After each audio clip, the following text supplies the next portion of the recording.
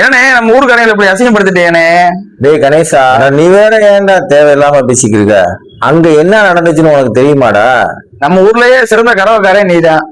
ஐயோ இங்க படுத்துற நிமிஷம்னால தாங்க முடியலையே. டேய் கணேசா, விஷயம் தெரியாம பேசாதடா நீனு.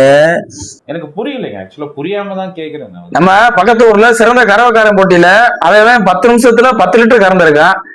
இது என்ன பிரமாதம்? இது விட பெசலைட் ஒண்ணு இருக்கு கூவுடா. நீ என்னன்னா 4 லிட்டர் தான் கறந்தியாமேனே. டேய் கணேசா, நானும் ஆசைப்பட்டுதான் நான் பந்தயத்துக்கு போனேன்.